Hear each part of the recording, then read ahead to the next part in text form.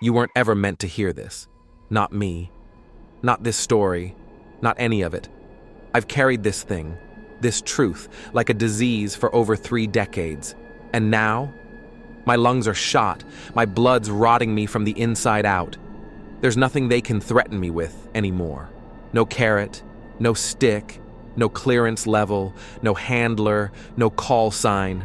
So here it is. No edits, no fiction, just what happened in that forest. My name is Ranger Wyatt Granger. Back in the summer of 1993, I was stationed out of Salmon Chalice National Forest in Idaho. That's the public version. The version with the clean boots and the polite press briefings and the phony wildfire training drills. What I really did out there had nothing to do with fire prevention. I was on contract, quiet work, no trail of paper, black ops, though we never called it that. You didn't call it anything. It was simple. We went where they told us. We killed what they couldn't name. And we never came back with proof. It was mid-June when I got the call. 3 civilians missing north of Twin Creek. No signs of foul play, no vehicle found. Just a scattering of belongings near a trailhead that hadn't seen foot traffic in weeks. They sent in 1 SAR team, search and rescue. 12 hours later, they went dark too. No flares, no communications. The last radio they sent in came through fractured. Eyes in the canopy. Then silence. When that happened, Washington pulled the plug on the usual response. No more park rangers, no sheriff. They scrubbed the report before it even made the local newswire. Instead, they brought us in. We weren't a unit in the traditional sense, just a list of names plucked from other places. 2 former Force Recon, 1 NSA analyst with field clearance, and a guy they called Goss, who had no file, no rank, no real name as far as I could tell. Me? I was the local familiar. I knew that terrain. They flew us in under total blackout, unmarked bird, no formal debrief, just a laminated folder with 6 grainy satellite photos and a location circled in red. They said, cleanup, confirmed threat, species unknown. No name for what we were hunting, just the phrase extreme containment priority, which meant, in plain English, whatever it was, they wanted it gone, and fast. We inserted at 0400 hours. The air was heavy with pine and fog, the kind of quiet you only get in the deep timber. Not even bird song, just the creak of old trees and the crunch of boots sinking into damp soil. Bishop took point. He was a quiet guy, carried a modified M4 like it was part of his body, didn't talk much, didn't need to. Second to go was Myers, carried a belt-fed saw and too many personal demons. We called him Chalk, because he was already ghost white before anything even happened. We moved slow, standard staggered formation, eyes up. The terrain got steep fast, rocks jutting out like broken ribs from the forest floor. About 2 miles in, we found the first one. A hiker, or what was left of one. The torso had been wedged between 2 boulders like something wanted to hide it but didn't understand how. No limbs, ribs bent backward like a snapped crate. And get this, no blood. None. Like it had been drained. We stopped to relay. Goss pulled out the sat phone. Got nothing. Signal was jammed, deliberately. That's when I started to feel the first crack in the mission. You see, sometimes nature kills messy. Sometimes fast, but never clean. This had intention. We moved on. 6 hours in, and that's when it happened. Bishop disappeared. No gunfire, no yell, no scuffle. He was there, then he wasn't. Just gone. His gear was left where he stood. Mag pouches, sidearm, and his rifle snapped like it had been twisted with bare hands. Like it hit a wall. Only there wasn't a wall. We scanned, circled back, fanned out. Myers wanted to call it. Goss said no. Then the smell hit us. Something wet and rotten. like spoiled meat soaked in copper. But it wasn't coming from the corpse site. It was coming from above. I looked up, and for the briefest moment, I mean less than a second, I saw it. It wasn't in any manual. It didn't match any profile. It didn't move like anything that walks on two legs. Long, too long. Black hide stretched over muscle, and the eyes, Christ, the eyes weren't looking at me. They were through me, like it knew something I didn't, like it remembered me. Then it vanished. No sound. The canopy swayed once, then still. Myers panicked. He unloaded half a belt into the treetops, ripped through branches, kicked up dust and bark. Nothing fell. No blood, no impact, no confirmation. By nightfall, we were 5 men running blind in woods we didn't know anymore. The forest had changed. It felt different. The wind stopped moving. Even the insects stopped. Goss said, "It's marking us." I asked what that meant. He didn't answer. Next morning, Chalk's boots were found half a mile from camp. Inside them, just bone from the ankles down. Nothing else, no drag marks. No tracks. He hadn't run. He'd been lifted. 3 men left, me, Goss, and Lang, the comms guy. Lang started crying before noon. Just broke. Sat down in the dirt and cried like a kid. Said he heard his mom's voice coming from the trees. She'd been dead 6 years. He wandered off before we could stop him. And we heard one sound. Just one. A clicking noise, like claws on metal. Then nothing. I knew then, we weren't leaving with all our parts. Hell, we probably weren't leaving at all. But Goss never flinched. He started prepping a flare. Said it wasn't for evacuation. Said if it came again, we'd light the whole clearing up and burn it with us inside. That was his plan. That's when I ran. Not proud of it. But that was instinct, fight or flight. And I'd seen what fighting got the others. I made it 6 miles west through terrain so thick I had to ditch my gear. I made it to the ranger station with nothing but a fractured femur and a mouth full of blood. They sedated me before I finished talking. Next day, 2 men in suits flew in. No badges, no agency, just white shirts and clipped accents.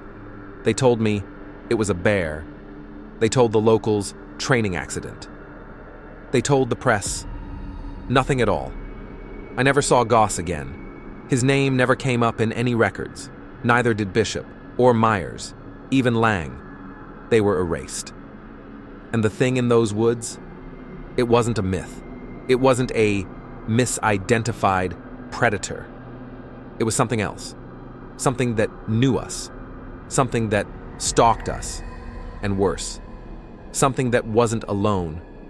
So believe me or don't. But I'm telling it now because I've got nothing left to lose. And someone out there needs to know. It's still out there. And one day, it's going to want to finish the job. MindFuel. Subscribe to uncover what they buried. Real stories, real terror, the kind they never wanted you to hear. I didn't volunteer. Let's get that straight right now. They found me. Back then, I was out. Off the radar. 6 years in recon, 2 more doing off-books work for a contractor I won't name. Then I disappeared into a cabin in Butte County with a stack of unpaid property taxes and a fridge full of cheap beer. I thought I was done with that world. Turns out, that world wasn't done with me. They came just before dusk. 2 men, suits, no plates on the car, no pleasantries. One of them never spoke. Not once. The other one, thin, sharp, polite to the point of surgical, handed me a sealed envelope. No badge, no ID. Just said, "Mr. Reed, the department would like to offer you a very specific opportunity." I laughed, told him to turn around and walk back into whatever shadow hole he crawled out of. Then he said 5 words that stopped me cold. "We know about Operation Tombfield." That was a name I hadn't heard in a decade. Wasn't in any report. Wasn't even real on paper. Only 6 men knew what happened there. 3 of them were dead.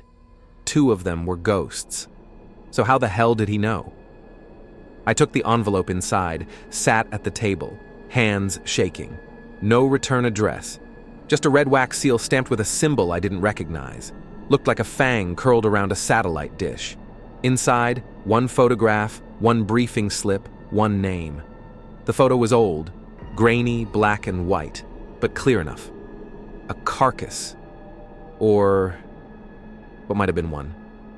Split open from throat to sternum, ribs cracked wide like someone had tried to open it from the inside. No animal I'd ever seen left wounds like that. No predator I'd ever studied had teeth that left triangular impressions. The name on the slip was Operation Long Fang. Underneath that, location, Idaho backcountry. Objective, threat removal. Pay, $400,000 on completion, tax-free. Time frame, 72 hours. Classified Tier 5, clearance required. There was a line under all that. All caps, all bold, non-negotiable, voluntary, but final. No contact once engaged. I stared at it for a long time. I'd taken shady contracts before. But this wasn't a kill mission. This was something else. Something that smelled wrong. Still, I made a decision that night I'd regret for the rest of my life.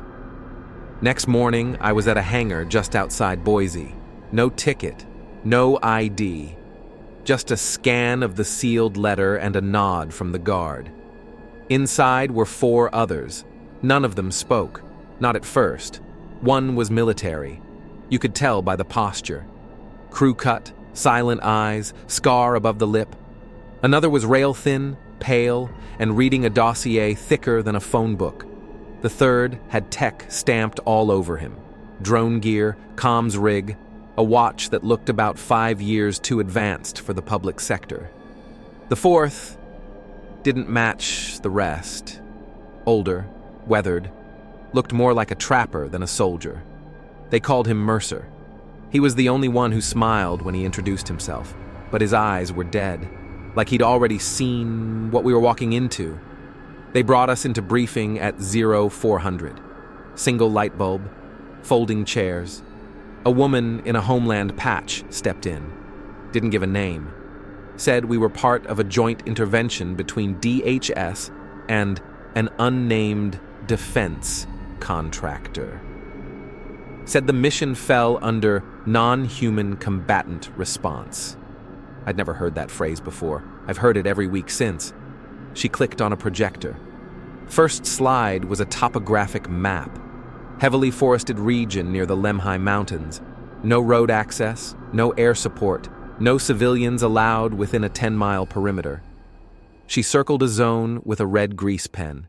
Said, "This is your operational boundary. If you leave it, you're on your own. If you cross it, you don't come back." Then came the files. They weren't thick. Each one had a single page, just one photo, one paragraph. All victims. Every single one had vanished in the same 12-square-mile radius. Families, campers, hikers, hunters. Nothing found. No signs of struggle, just one thing left behind every time. Teeth. Not human, not animal, triangular, serrated, almost too clean. They told us we'd be eliminating threats to national security. They didn't say the threats had fangs. They didn't say they moved like shadows through dense pine. They didn't say they were organized. But I could tell, by the tone in that woman's voice. By the way she said, "You won't be briefed again." They weren't sending us in to capture something. They were sending us in to wipe the slate, to remove evidence. The last thing they gave us was a series of protocols. No live streaming tech, no open band communication, body cams only activated if killed in action, and a final order: do not pursue beyond visual confirmation. Do not track, do not follow. If you lose it, leave it. The older guy, Mercer, just muttered, "So they already know what it is." She didn't answer, just left the room. 2 hours later, we were airborne.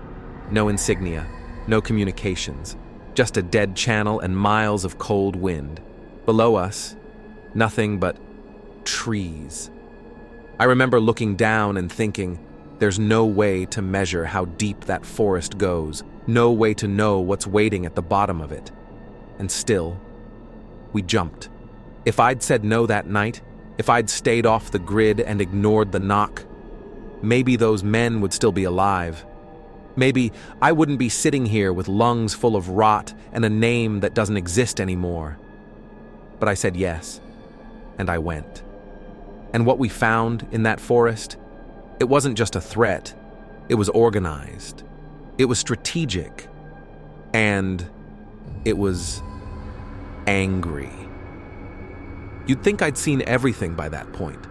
I'd done wet work in Tehran alleys, hunted warlords through the caves in Kunar. I'd taken jobs from men who didn't technically exist. I'd watched men scream and disappear from this world like smoke in the wind. But nothing prepared me for the footage they showed us in that bunker. Nothing prepared me for how it would change the way I understood this world. We didn't land in Idaho. That was the first red flag. Instead, they diverted the team mid-flight and took us to Montana, deep into the Bitterroots, right near the state border, off any known grid. We were told the detour was operational necessity. No further explanation. We were met by a convoy of Humvees, no plates, no markings, and driven another 2 hours in silence. And when I say silence, I mean weaponized silence. The kind where the air feels watched, where the men with you don't breathe unless they're told. Eventually, we reached a structure hidden in the side of a limestone bluff, nothing but an old ranger shack on the surface, camouflaged under lichen and fallen pine. But inside, steel elevator, no buttons, just a retinal scan and a brief buzz like a wasp in your skull. We descended for over a minute. When the doors opened, we were in a military-grade sub-bunker. Concrete, sealed air, and enough servers humming to sound like a hive full of bees. A man met us at the end of the corridor, uniform, rank bars scratched and dulled from decades of wear. He didn't smile, didn't blink much either, no name badge. Just a simple title stitched above his chest, General D. Hollister. He looked us over one by one, like he was measuring whether to waste the oxygen explaining anything at all. Then he said, "I assume you've all been briefed. If not, too bad. This isn't a classroom." And he gestured for us to follow. They led us into a chamber that looked like a war room, and morgue had a baby. Monitors on every wall, satellite maps, grainy infrared images, jars, glass jars with things inside them I won't describe.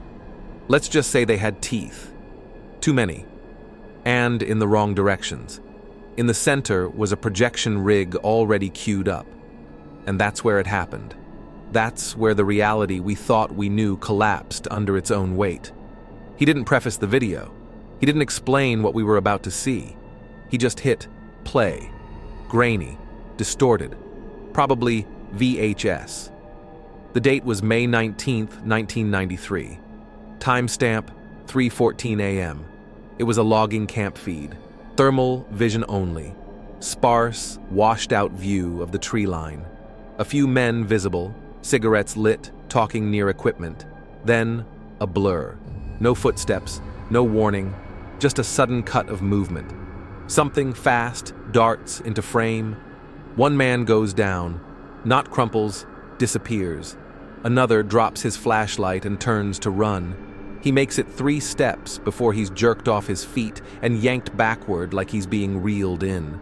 The rest try to scatter, but the footage shakes violently. The lens whips to the right. One frame catches something in midair. Humanoid, but too tall. Arms bent at unnatural angles. Legs double-jointed, snapping into a crouch like a dog preparing to pounce. And then the screen cuts to black. General Hollister pauses it there and says 3 words. This was real. He doesn't wait for questions. He clicks to the next slide. Now we're looking at still images, autopsy shots, torn gear, bones shattered inward, like the force came from outside and inside simultaneously. And then, a species designation appears on the screen. Bold red letters. Hostiles, type N for non-human subcategory. Semi-intelligent, bipedal, territorial, aggressive, extreme threat level. Hollister looks at us like he's memorizing our reactions. Says, "We call them type Ns.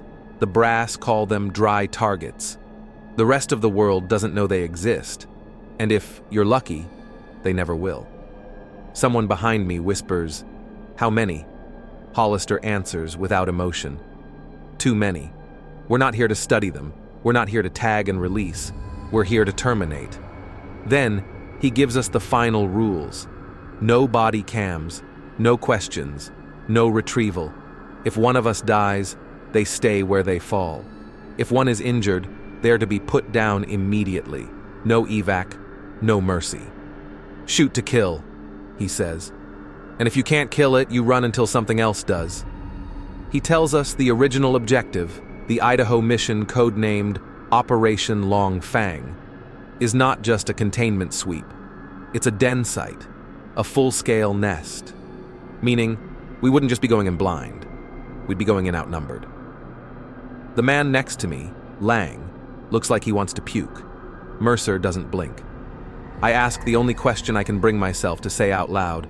"What's the extraction protocol?"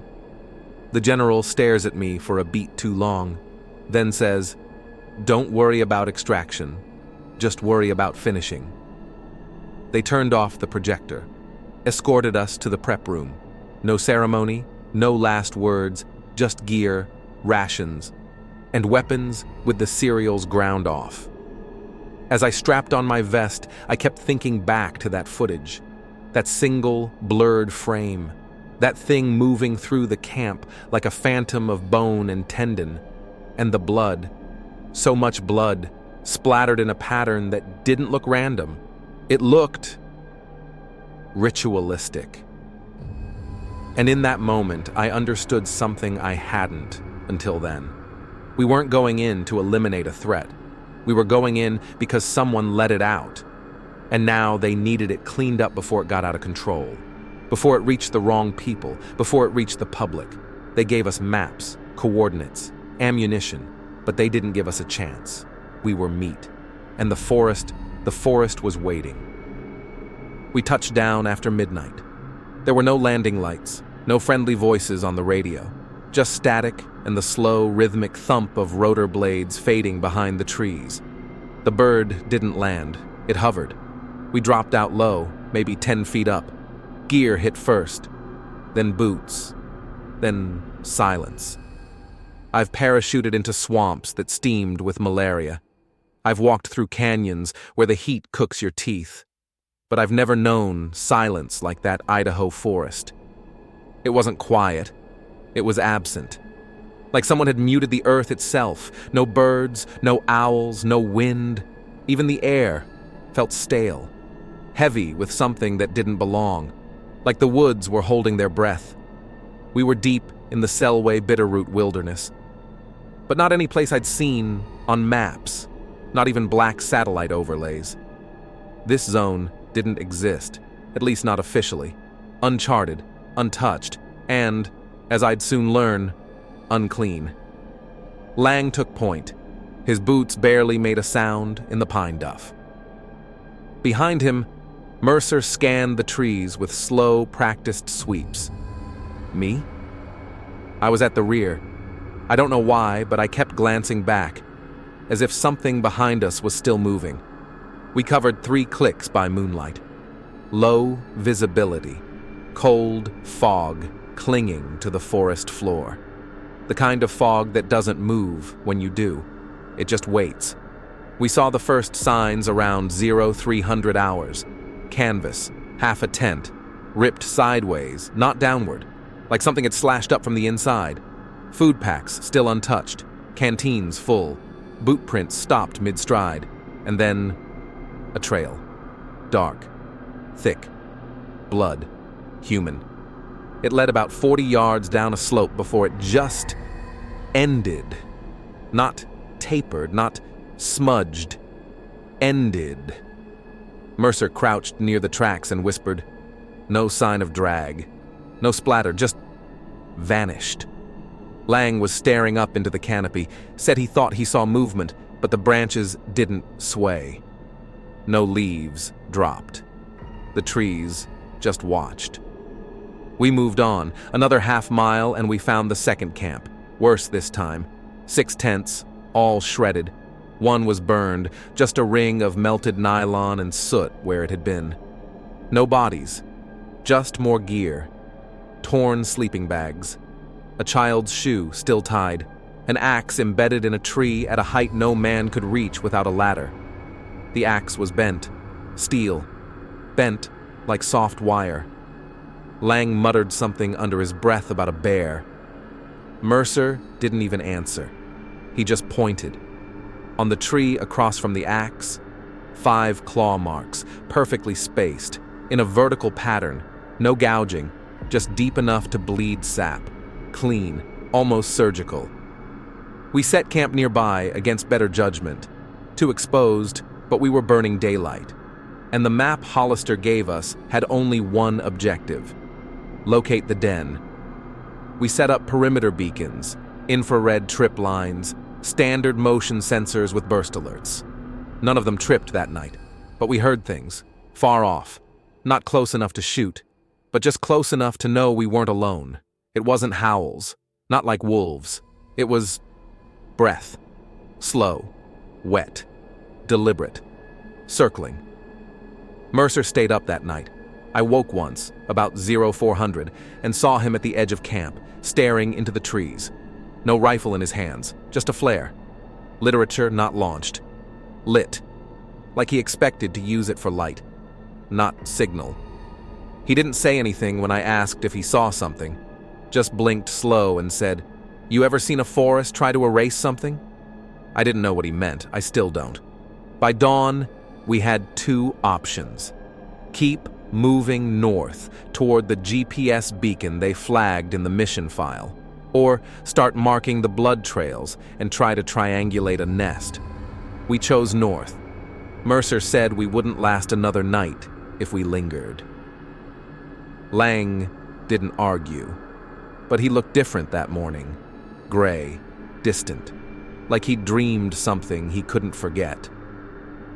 As we left the second camp, I turned around, just to take one last look.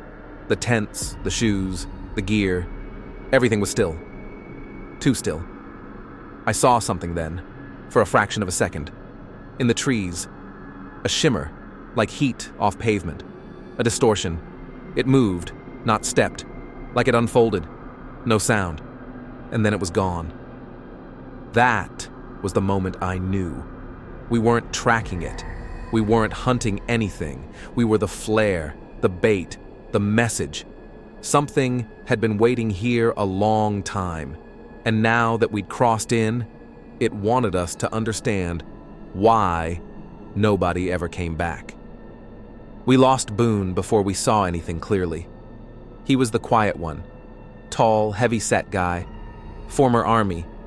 Didn't talk unless it was mission critical. The kind of man you'd trust behind you in a blind corridor. Steady hands. No drama. No nerves. So when he asked to break formation and scout ahead on the second day, none of us second-guessed it. He took a motion beacon and a rifle. Promised he'd radio back every 15 minutes. We never heard his voice again. It was hour 6 into the trek north. Thick forest. Twisted terrain that made every step feel like a mistake. We were moving slow, tired, tension creeping in through every pore. Mercer kept glancing over his shoulder. Lang's breathing was off, short, shallow, like he was holding something back. I remember thinking that day, the forest had changed again. Not just the silence, but the smell. That morning, it smelled like pine and cold earth. But as we pushed deeper, the air turned metallic, like iron left out in rain, like something dead that hadn't been buried properly. Boone's last radio ping came at 14:37 hours. 4 words, signal weak, still moving. Then nothing. 15 minutes passed, then 20. We stopped, called out. Nothing. Then Lang, he was monitoring comms, froze. We heard it. A burst of static, then Boone's voice. Or what sounded like Boone, high-pitched, twisted, like it had been recorded and played back through a cracked speaker. And then the words came, "Come help me." Again, "Come help me." Over and over, each time, more distorted, like it was learning how to say it. Mercer raised his rifle, said flatly, "That's not Boone." Lang just stared at the radio, mouth open, no sound, like his brain couldn't decide what it wanted to believe. We triangulated the ping. Took us 20 minutes to reach the location, and when we did, God, Boone was there. What was left of him. He was against a tree. Back arched unnaturally, like he'd been folded backward over the trunk. His mouth frozen wide in a scream, eyes open, glassed over, gone. No blood around him, no trail leading in.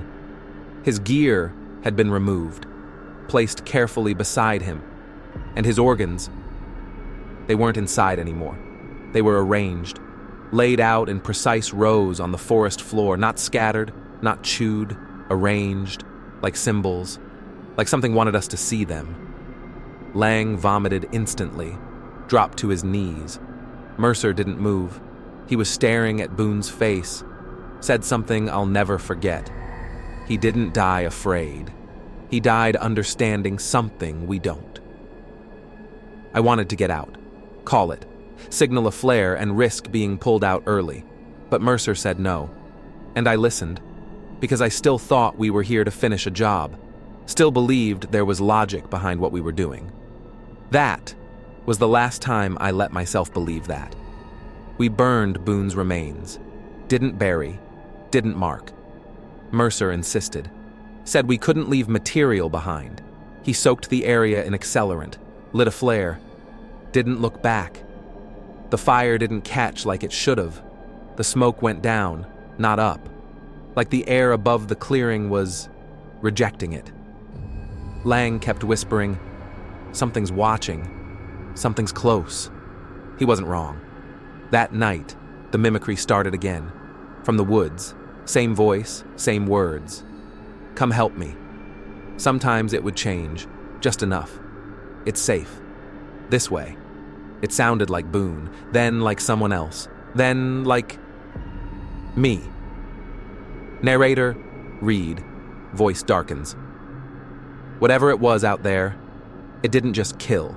It learned, it studied, it replicated, and worst of all, it played with us. I didn't sleep that night. None of us did. We sat in a triangle, backs to one another, eyes fixed outward, fingers on triggers. The trees didn't move. The fog never lifted. But just before dawn, something brushed past our camp perimeter. No sound, no alert, just that same voice. Right at the edge of the dark, "Read." We left at first light. Didn't talk, didn't look back. Lang had gone pale. Mercer's knuckles were cracked from gripping his weapon too tight. And me? I wasn't scared. Not anymore. I was something worse. I was aware. Whatever we were tracking, it was ahead of us, beside us, behind us, and it knew every step we were going to take before we did. We shouldn't have taken the body. We told ourselves it was for protocol, that Boone deserved more than fire in the dirt, that the mission called for evidence, confirmation, but I know the truth now. We brought part of it with us, and it was still alive. We'd moved camp 3 clicks south, found a rocky rise clear enough to give us some visibility. Mercer called it defensible, though against what, none of us could say. We set up the canvas shelter, ran perimeter lines, buried 3 fresh ground sensors. Then we laid Boone on a stretcher under the tent. Lang unzipped the body bag slowly, like it might still scream. Even though we'd burned most of what remained, we'd kept the torso. That was the mistake. Mercer did the cutting. not his first time. Turns out he'd worked salvage detail in Nicaragua years ago, cleanup crew after something the locals called Los Bichos del Monte. He didn't elaborate. He didn't need to. The incisions were clean. No signs of predation. No claw marks inside the ribcage. No puncture wounds from fangs or talons. But once Mercer opened the abdominal cavity, everything changed. He froze, scalpel in the air, eyes locked on something just beneath the liver. Lang leaned in to see. I wish he hadn't. Inside Boone's stomach was something else. Not part of him, not anything human. It pulsed, faintly. A gray-blue sac, maybe the size of a baseball. Veins radiated from it, thin and black like fungus roots crawling through rotted meat. And at the tip, small, curved hooks, like teeth or claws. Mercer didn't speak, just picked up a sterile jar and removed the sac with the tweezers. The thing inside twitched. Lang backed away, whispering to himself. I stood in the doorway of the tent, hand on my sidearm, watching the tree line. And that's when I felt it. The shift. Like the air had bent, the pressure dropped. Birds, what few we had heard, stopped completely. Even the insects went quiet. I stepped out, looked past the fire, and there it was. It stood maybe 30 feet away, upright, still, half-shadowed beneath a pine too old to have grown naturally.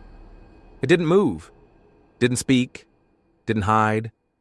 It wanted us to see it. Its shape was wrong, too tall, limbs too long, skin like bark soaked in something slick, shining under the moon but not wet. The head elongated. No eyes I could make out, just a wide curve where the mouth should have been, full of teeth that didn't fit.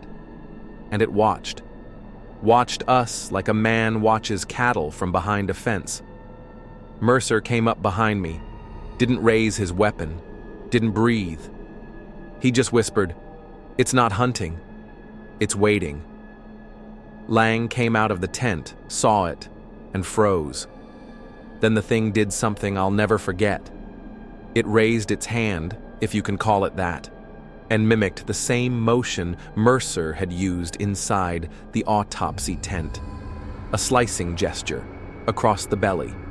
Then it pointed at the jar in Mercer's hands. Not an animal, not instinct. That was communication. That was warning. The thing turned. Didn't run. Didn't vanish. It just walked back into the trees. Upright, confident, silent. Like it knew we couldn't follow. Like it knew we wouldn't survive if we did. We packed up within the hour. No discussion. We all felt the same thing. We were no longer chasing anything. We were being shown a process, a message, not leave or die. But look what you've interrupted. That night, none of us slept. Lang kept whispering prayers under his breath. Mercer just sat on a rock, staring at the jar. And me? I stood watch, stared into the woods, and in the dark, when the fire dimmed and the fog began to rise again, I saw more of them. Not close, not all the way visible, but silhouettes. At least 4, maybe 5. Just outside the range of our lights, standing, waiting, like we were in a zoo. We didn't belong there. Not because it was their territory, not because we were trespassing on some ancient ground, but because they were studying us just like we thought we were studying them. And now that we had taken one of their eggs, we weren't a threat. We were a variable, and they were adjusting. By the time we hit the canyon, we weren't a team anymore. We were a collection of moving bodies with no center, no command, and no mission. Just noise and blood. The ambush changed everything, not just because of who we lost, but because it showed us the truth. We were the ones being hunted. And it wasn't just muscle and teeth and speed that came for us in that fog. It was planning. The creatures didn't just appear, they coordinated. One hit the perimeter, another disabled our sensors. And the third? It mimicked Boone's scream so perfectly that for 3 whole seconds we actually ran toward it. We lost Carter and Juno that night. We never found Juno's body, only her helmet, folded in on itself like something had inhaled it from the inside. We fell back into the canyon. No signal, no extraction point, just walls of granite rising high and cold on either side. That's when we found the first signs. Old gear, canvas tents, collapsed in a way that said panic, not weather. A rusted typewriter, blood frozen on keys, a journal under a tarp, barely legible in the mildew. But one line was still readable, burned into the paper in shaking pen. Don't respond to your name. Don't run. Don't cry. We didn't know it yet, but we were already breaking every rule. Lang cried when we pulled what was left of Boone's jacket out of the trees. Mercer said my name at least a dozen times during check-ins. And I ran. I ran when I heard something, my mother's voice, call to me from the tree line. She died in 1981. Something had learned our patterns, not just our movements, our voices, our grief. It didn't kill to eat, killed to become. And worse, it was learning faster than we could unlearn ourselves. We didn't sleep that night. None of us spoke. We sat with our backs to the canyon wall, weapons up, eyes shut one at a time. But we all heard it. From deeper in the canyon, a slow sound, something walking upright, one step at a time, dragging something heavy. And then, a knock. 3 taps on rock, exactly like on our tents 2 nights earlier. But this time, it echoed from the inside of the canyon wall. I didn't say anything. I just mouthed a word to Mercer. We're not alone. I wish I could say, Volume 1 ended with answers. But it didn't. It ended with us surrounded, trapped, outnumbered, and worse. Understood. If you're watching this, subscribe to MindFuel, because I need you to hear what came next, and you're going to wish you never did.